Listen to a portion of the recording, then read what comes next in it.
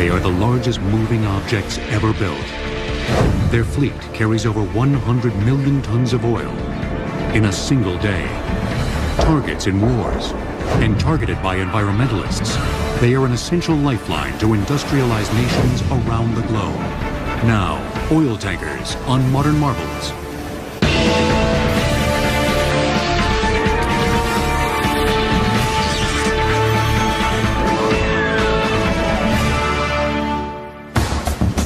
Longer than most skyscrapers are tall. They are steel giants, carrying Earth's most valuable commodity.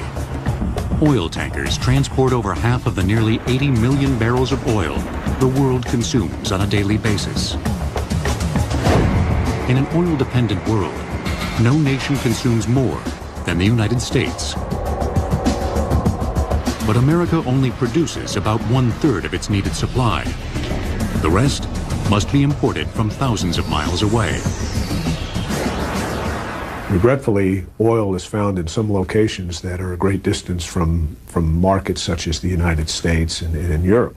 The only way to move that is either by ship or by pipeline. Oil tankers come in a range of sizes and are classified by their DWT, or dead weight tonnage, which is a tanker's weight when fully loaded. The 5 dominant classes are named Panamax, Aframax, Suezmax, Very Large Crude Carriers, or VLCCs, and Ultra-Large Crude Carriers, or ULCCs. The latter two are more commonly referred to as supertankers. In some cases, a tanker's classification name also specifies the region in which it can safely operate when fully loaded. For example, a Panamax is the largest tanker that can pass through the Panama Canal. A Suezmax is the maximum size tanker that is permitted to transit the Suez Canal. Larger tankers, such as supertankers, have drafts that are too deep and must use alternative waterways. Although oil tankers come in a variety of sizes, they're all built for one singular purpose: to carry oil. Lots and lots of oil. And this lone intent is reflected in the tanker's design. Beneath the steel skin of an oil tanker are a series of tanks subdivided by bulkheads. In a large-sized tanker, tanks are generally divided into 3 compartments that extend the width of the hull, and as many as 40 compartments that extend the length of the hull. The reason for doing that is to prevent the cargo sloshing and to provide stability. I think often the easy way of explaining it is if you were to carry a large bowl of water, I think one becomes very conscious of the fact that it's difficult to maintain the stability. If you can subdivide it by putting in divisions, it makes it a much more stable cargo. After the cargo tanks, at the stern of the ship, is a lone tower known as the superstructure, which houses all the necessary control rooms and crew accommodations. The remainder of a tanker's deck is an array of pipes used to transport oil, either into or out of the tank compartments below. As soon as an oil tanker leaves port, it becomes an entirely self-sufficient floating city, capable of producing all of its own electricity. They have huge generating units and generate electricity to not only keep the cargo contained and heated, but also to heat the ship and to run the equipment. They're very large power plants moving across the ocean. And the larger the tanker, the more easily it can slip through the water. Therefore, a VLCC requires only a single 30,000 horsepower diesel engine for power. The propulsion system consists of a single propeller and rudder, capable of moving a fully loaded VLCC at a speed of 15 knots. Auxiliary generators produce the ship's electricity. Tankers, by nature, are the most energy efficient of all vehicles. In terms of energy per ton-mile of the goods transported, we're moving at a cost of about 2 cents per gallon. So at the gas pump, the actual price we're paying for gasoline has about 2 cents for having transported the oil. At a port in the Pacific Northwest, the Suezmax tanker British Harrier is in the process of offloading cargo to its Cherry Point refinery. The crude we're carrying is from Argentina and it's called Escalante. We carry 1 million barrels. What's that equivalent to? Probably 35 million gallons or so.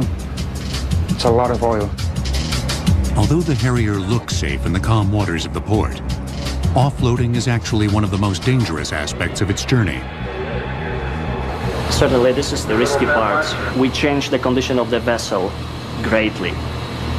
This is a dynamic process, and it requires careful monitoring to avoid incidents, accidents, bad things, really. During cargo discharge, combustible gases are present on the deck of the ship. A single spark can lead to a catastrophic explosion. Crude oil is offloaded by huge steel pipes that extend the length of a tanker's center compartments. Additional pipes branch out from the main pipes in order to reach cargo in the starboard and port tanks. When the vessel is ready to discharge, hydraulic pumps create a vacuum inside the steel pipes, sending the cargo to more pipes that run along the ship's deck. From there, the oil is sent to a refinery or storage container via additional conduits. The discharging process for the Harrier will take 30 hours to complete. We'll have to run our pumps carefully to get as much out as possible. And I can assure you this vessel is going to be dry as popcorn at the end of the operation. But even after its combustible cargo has been emptied, the Harrier can still be a dangerous place. The power of the sea is so great. You've really got to watch the weather, because if you're doing full speed and the weather does deteriorate, the combined force of the weather hitting the ship can do a lot of damage. It can take steel structures on deck just away. To avoid accidents, sophisticated navigation tools are essential. On this ship, you can actually program the ship to alter course itself. The navigation with GPS, and that's accurate up to 50 meters. So yeah, you just read off a dial and there you are.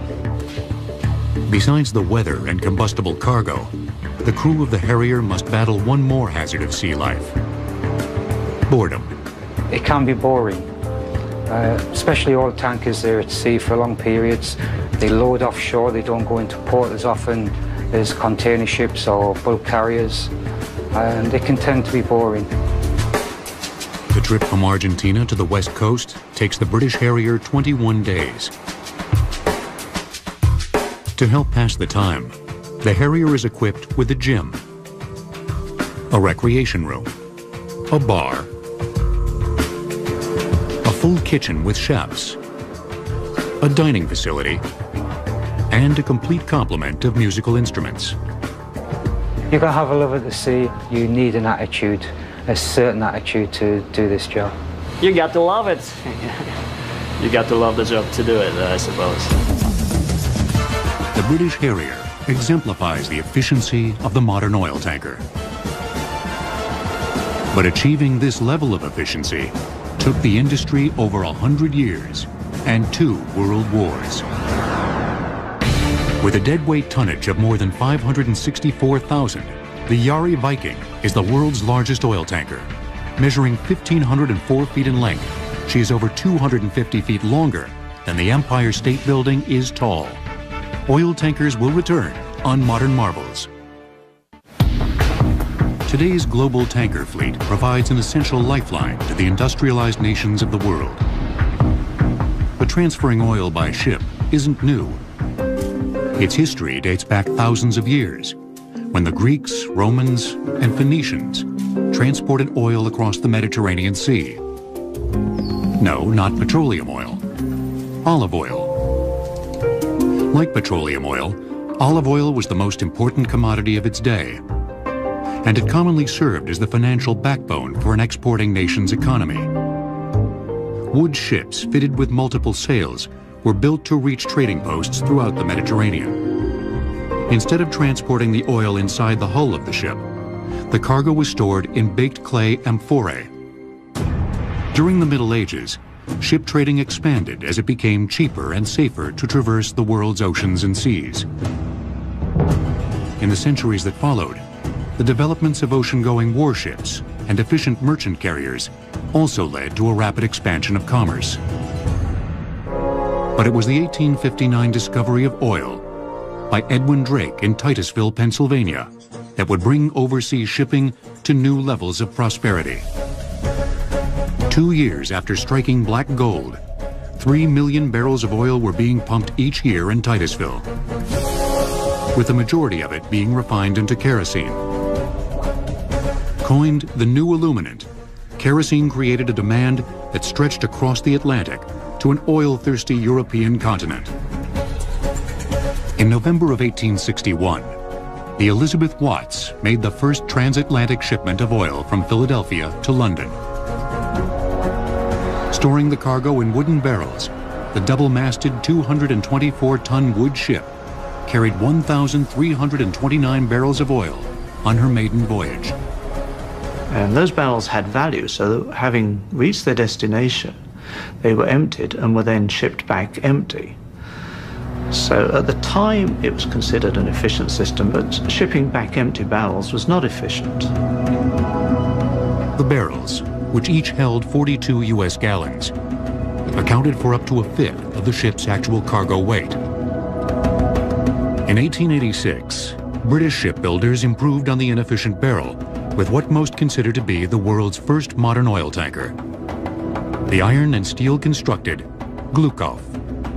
That ship utilized the hull of the vessel as the containment system. It was able to carry a larger cargo, steam-powered, wasn't so dependent on the weather, and it meant that one could actually organize the transportation on a more regular basis. The Glukov could travel at a rate of 9 knots, holding 3,020 tons of oil in 8 storage tanks that were subdivided by a series of vertical and horizontal bulkheads. Oil was pumped into the cargo tanks from shore and was protected from leakage by boiler-riveted steel plating that also formed the outer wall of the tanks. To further maximize the amount of oil that she could carry, the ship's cumbersome engine was moved from middle to far aft. The bridge tower and officers' quarters were relocated to the middle, and the smokestack and crew's quarters placed at the stern. The bow of the ship was home to a raised forecastle that protected her against rough seas and provided storage for supplies. The Glukov's distinct 3-island structure became the standard for tanker design for more than 60 years. In the early 1900s, the world's deep-sea tanker fleet numbered 145 ships, with trading between the United States and Europe reaching 2.3 million tons of crude a year. The largest tankers in the fleet had a cargo capacity of 12,000 tons, nearly 4 times that of the Glukov.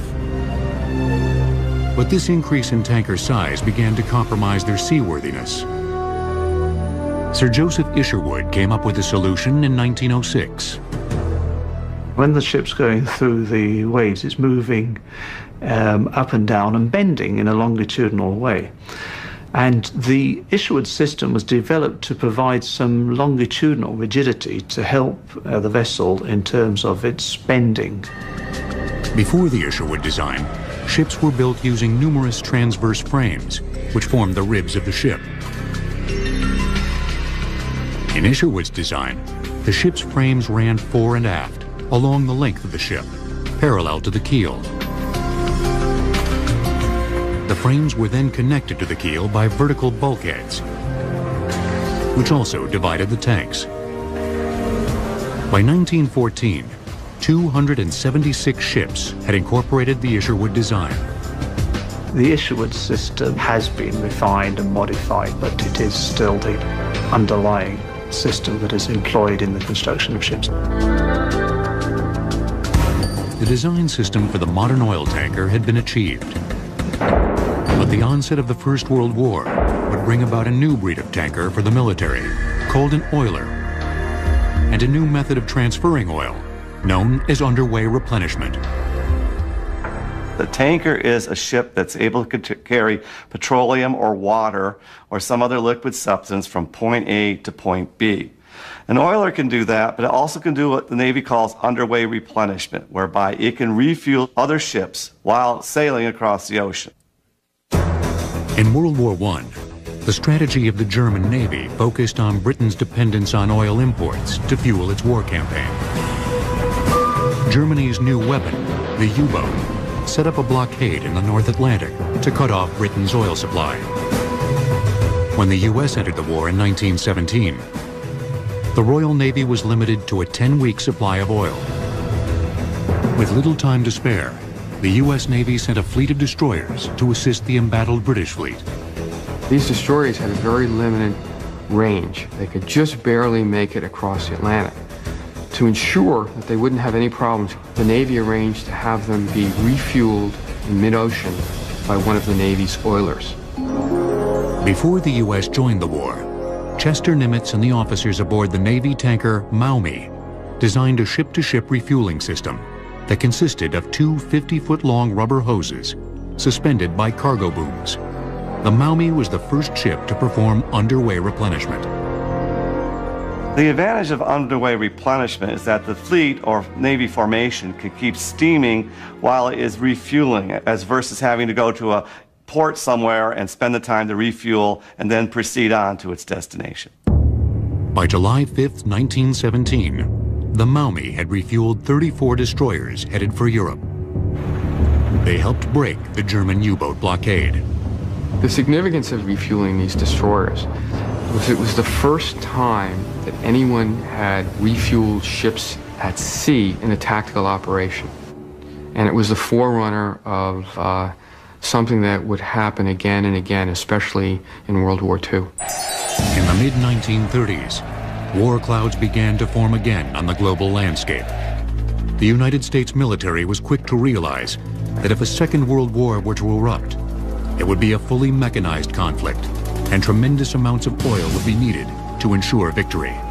The Navy laid out a very detailed structural plan on how the Navy was going to get from the west coast of the United States to the Far East to be able to engage its main enemy, which it felt was Japan. So it knew in the interwar years that refueling at sea would become a critical element of this. The Navy needed a fleet oiler in a hurry and looked towards the commercial tanker industry for assistance. In 1939, the Navy purchased the 553-foot tanker Cimarron from the Standard Oil Company. She was a very unusual ship. She was fairly large, but more importantly, she had twin screws. It's a very fast ship with a bulbous bow. They allowed the ship to have a speed of 18 knots at a time when 14 or 15 knots was the norm for a fast commercial tanker. And this speed was very important because this would allow the ship to steam with the fleet. The Cimarron became the prototype fleet oiler for the Navy.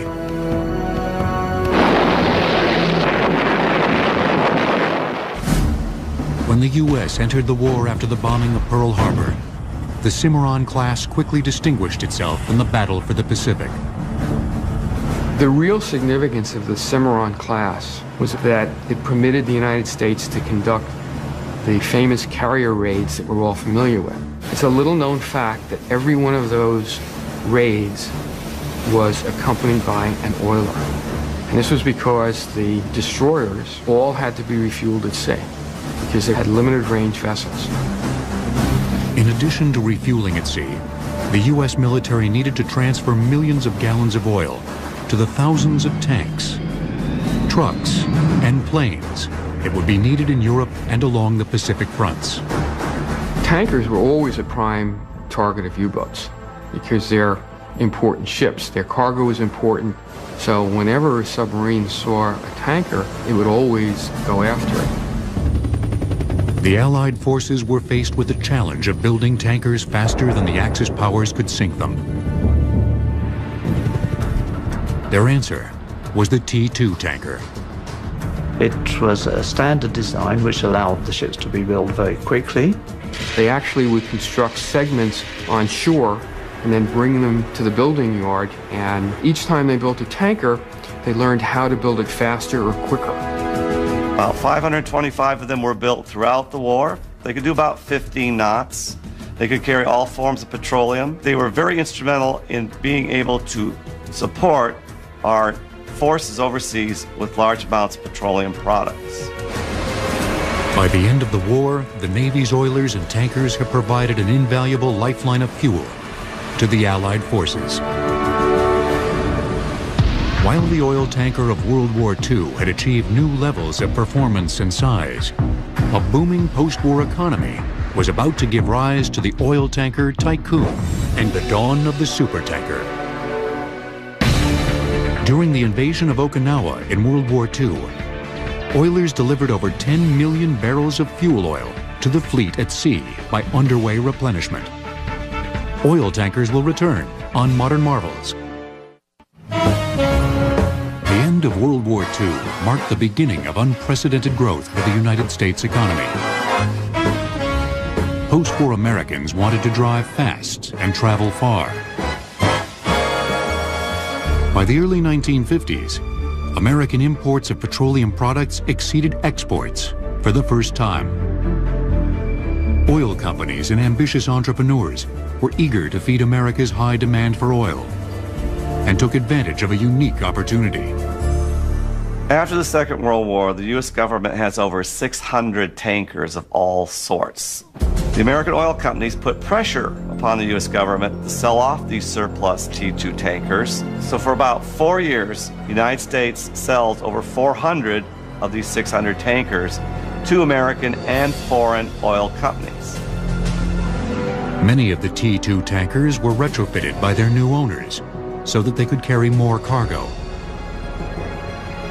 Using a process called jumboizing, the ships were cut in half, and an extra section was added to the middle, thus doubling the tanker's storage capacity. The 1950s also saw a trio of independent shipping tycoons begin to stake their claim in the burgeoning oil trade. Greek shipping magnates Aristotle Onassis and Stavros Niarchos joined American Daniel Ludwig in an unofficial competition over who could lay claim to the title of owner of the world's largest tanker. The competition that existed between the various independent owners was just probably as much ego as it was economics of the day. There was a lot of status carrying I now have the world's largest tanker. American ship owner Daniel Ludwig chose to go overseas to the Kure shipyards in Japan to build his tanker fleet. That was a surprise to the industry worldwide, because historically the ships were either built in Europe or they were built in the United States. And all of a sudden Japan came in as a third competitor. In Japan, Ludwig found a country desperate for industry and a highly skilled workforce with a proud tradition in shipbuilding. As Ludwig began to build his tanker fleet, Greek shipowner Aristotle Onassis grabbed the title of world's largest tanker owner with the launching of the Tina Onassis in 1952. His Greek rival, Stavros Niarchos, bested him in 1955 with the 47,000 deadweight ton vessel, Spiros Niarchos. But it was political instability in the Middle East that would bring tanker tonnage to unprecedented levels. The Suez Canal, which links the Mediterranean Sea with the Red Sea, provides the shortest shipping route from the oil-rich Middle East to ports in Europe and the United States. In 1956, Egypt nationalized the previously unrestricted passageway. Israel, which relied heavily on the canal for trade, considered this a threat. Joined by Britain and France, Israel declared war on Egypt. The conflict left ships scuttled along the vital waterway, and the canal was closed. Ultimately, the United Nations settled the conflict, and the canal was reopened. But the tanker industry felt it could no longer rely on the political instability of the passageway. There was a realization that the oil that was moving from the Middle East to Europe, to the United States, had to come around South Africa, around the Cape. The route around the Cape of Good Hope and then north to Europe or the U.S. added as much as 11,000 miles round trip to a tanker's voyage. To maintain the normal flow of crude to both continents, tanker tonnage had to increase by nearly 100%. The industry was left with two alternatives: either build a large fleet of small vessels or a small fleet of large vessels. The decision came down to the economics of scale. If you had a box 10 foot by 10 foot by 10 foot, there's let's call it feet, there's 1,000 feet within that box. If you go 20, 20, and 20, it is 8 times the volume. So it's not linear. By just doubling the size, you create huge amount of volume. And there was a rush to build a lot of large tankers, super tankers at that time. A large part of the industry said this is the future. After the closure of the Suez Canal, Daniel Ludwig set the maritime world abuzz by breaking the 100,000 deadweight ton barrier with the launching of the Universe Apollo. The supertanker was born. Around this same time, a dramatic change began to take place in tanker design. The three-tower arrangement that originated with the Glukov was combined into one superstructure, placed at the stern, leaving the entire forward hull for tank space. As maritime engineers began to transform the tanker's design, deadweight tonnage barriers continued to fall. In 1966, the Idemitsu Maru became the first tanker to eclipse 200,000 deadweight tons, becoming the first VLCC, or Very Large Crude Carrier. Just 1 year later, the Suez Canal closed again, this time for 8 years. The industry's gamble in building supertankers had paid off. And Daniel Ludwig was ready to push the envelope of size even farther. In 1967, he unveiled the 300,000 deadweight ton Universe Ireland. Ludwig had once again established a new record in tanker tonnage. The Universe Ireland became the first ULCC, or ultra-large crude carrier. Ludwig's landmark achievements, breaking the 100,000 and 300,000 tonnage barriers, gave him the recognition among his peers as the father of the supertanker. But for the United States, the world's largest importer of oil, the draft of a fully loaded supertanker posed a large problem. None of the ports could handle a ship of that draft. So what we find happening still today in the United States is these larger crude carriers come in, they stay offshore 20, 30 miles, and they actually do what we call lightering, which is take the oil from the large ship and actually put it on a smaller ship, which does have the draft to allow it to go into these ports. Lightering typically takes place while both ships are underway. Maneuvering the smaller ship alongside the larger tanker can be dangerous. This is a lightering fender. What we use them for is to keep the two ships that are lightering from coming in contact with each other. As you can imagine, the size of these is tremendous because there's tremendous forces involved in bringing two full-size tankers together that are carrying perhaps 300,000 tons of cargo each. We don't want them coming into contact at sea. With the fenders in place, the ships are moored alongside each other. After checking to make sure the tankers are secure, rubber hoses measuring up to 90 feet in length are transferred over to the lightering vessel. Typically, cargo is offloaded using a 250 psi pump, which can transfer oil at a rate of 30,000 barrels an hour. By the 1970s, the growth of the tanker industry appeared limitless. But this burst of growth would soon be stunted by a series of supertanker explosions and several devastating oil spills. A fully loaded supertanker traveling at a speed of 16 knots needs up to 20 minutes to stop. Oil tankers will return on Modern Marvels. the supertanker brought about a golden age in the oil tanker industry. But starting in 1969, a series of accidents placed the industry under scrutiny. In a very short period of time, there were 3 major tanker explosions. That led to immediate concern. The entire concept of the tanker was in jeopardy, as speculation rose that tankers might be floating time bombs, capable of igniting without a moment's notice. An investigation into the accidents found that each explosion had occurred during the washing of the vessel's cargo tanks.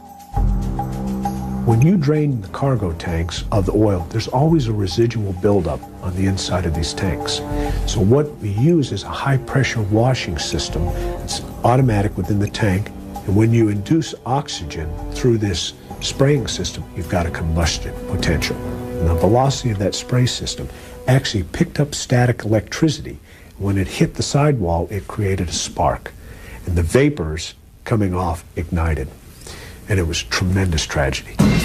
To fix the problem, engineers designed an inert gas system, or IGS.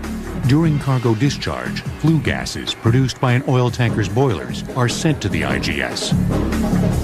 The system converts the flue gas to an inert gas, distributing it to the ship's cargo tanks and displacing the oxygen. Today, inert gas systems are mandatory aboard every oil tanker in operation. After the supertanker explosions of 1969, the industry would soon endure another crisis. By the mid-1970s, world demand for oil products began to taper off. The industry, which had greatly increased its tanker fleet due to the closures of the Suez Canal, was suddenly left with a surplus of ships. A lot of the ships that were built in the late 70s in particular went straight to layup. Several of those ships were never used, and in fact within a handful of years many of those ships were sent for demolition, for recycling, without ever having carried a cargo. By the late 80s, the demand for oil products was again on the rise. New tankers were being built, and the industry showed signs of a full recovery. But its momentum would be short-lived, as an environmental disaster was about to change the industry forever. Since the dawn of the supertanker, hundreds of millions of gallons of oil have been spilled in oceans throughout the world. But no oil tanker spill has had a greater impact on the industry than the grounding of the Exxon Valdez in 1989. On March 24th, the single-hull Valdez hit a reef, fracturing its hull. The result was the leakage of approximately 11 million gallons of its cargo into a pristine environment. The Exxon Valdez severely damaged the local environment around Prince William Sound in Alaska. The oil then drifted to the west and continued to damage coastline along Alaska. It killed many animals outright, from birds to seals to sea otters, and then continued to damage fish populations and other aquatic populations. The Exxon Valdez oil spill was regretful, not only for Exxon itself, but for all the industry. But what it taught all of us is even though we were operating as safely as possible with the emergency response equipment that we thought was adequate, we learned that we needed to do even more. After the grounding of the Valdez, public outcry and political pressure led to new legislation for tankers entering U.S. waters. The Oil Pollution Act of 1990 effectively mandated the introduction of double hulls. The double hull basically provides for protection from collisions and groundings. And those incidents represent something like 50% of the incidents that tankers are involved with. So the double hull is providing immediately an enhanced level of protection. OPA 90, as it's known throughout the industry, requires all tankers entering U.S. waters to be double-hulled by 2015. However, in Europe, the tanker spills of the Erika, and later the Prestige, created a new set of legislation from the International Maritime Organization. The Prestige was an incident that occurred in November 2002 off Spain. Unfortunately, it led to a very bad pollution, very major pollution of the beaches of Galicia. It also led to a lot of new legislation. It has led to an accelerated withdrawal, forced withdrawal of single-hull tankers. The international mandate, which has not been adopted by the United States, requires tankers to be completely double-hulled by 2010. But the tanker owners doing business in U.S. waters have more immediate concerns than the double-hull deadline.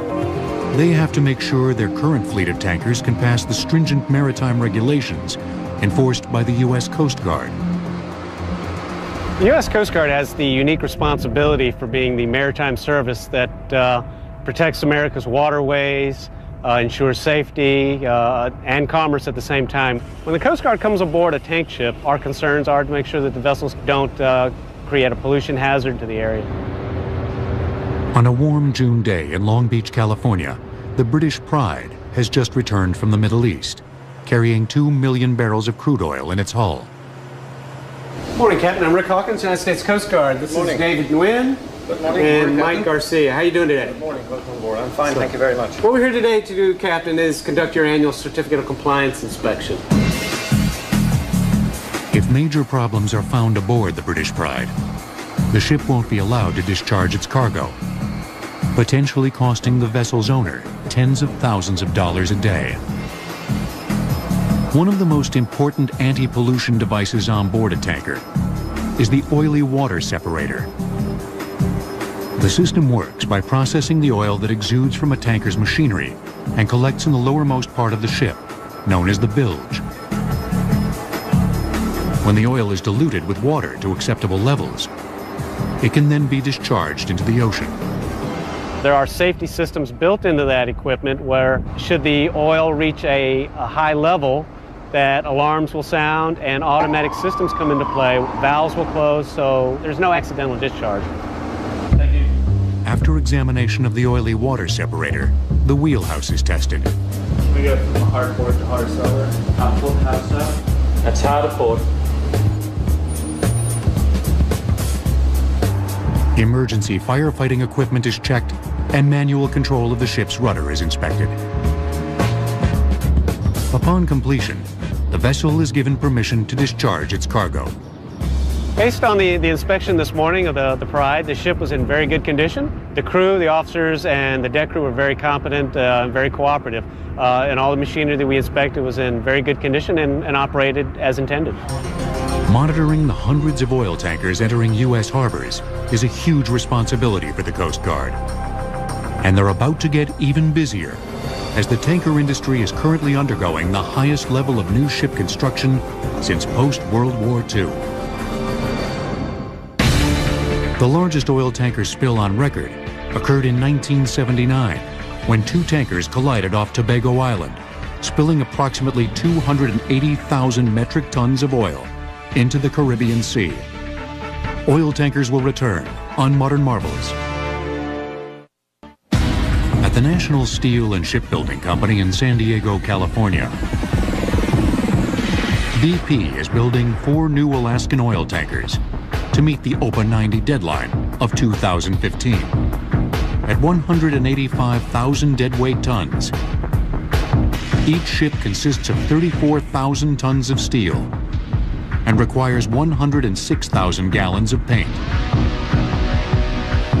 But what is unique about these ships is a redundancy system that ensures a level of safety far beyond the requirements of OPA 90. We call it double-double. It's double hull, double engine, double propeller, double everything. And they're designed to enhance the safety of transporting oil out of Alaska waters. If the engine were to fail, the other one could operate independently and propel that ship. The same with the rudder. If you were to lock your rudder in and you couldn't move that rudder, you could actually shut down that engine and operate off of a separate propulsion system. The rebuilding of BP's tanker fleet won't come cheap, as each Alaskan tanker will cost nearly $250 million. But BP has found at least one way to help offset the cost. Oil tankers reserve several tank compartments to store seawater. This is used to ballast the ship after cargo is discharged.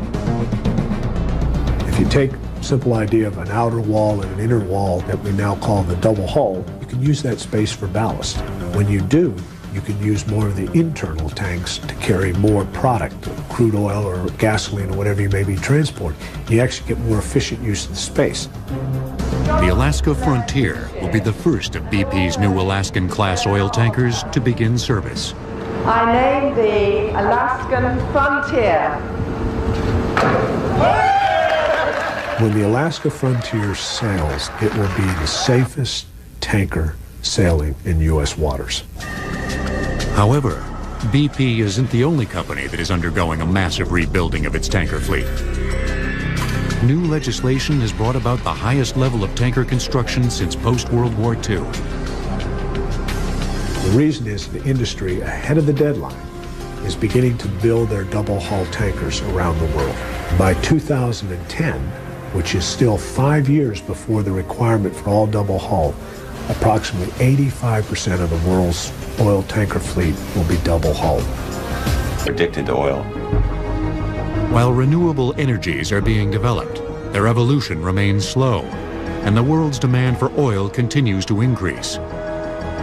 But oil is a non-renewable resource, and its supply will one day be exhausted. Today we're talking about oil being available certainly for another handful of decades, 20, 30, 40, 50 as routinely talked about. So for the tanker owner, there is not a real concern today that the world is about to stop shipping oil. In parallel with the exploration of oil and the utilization of oil, gas is becoming a substitute in many cases for oil.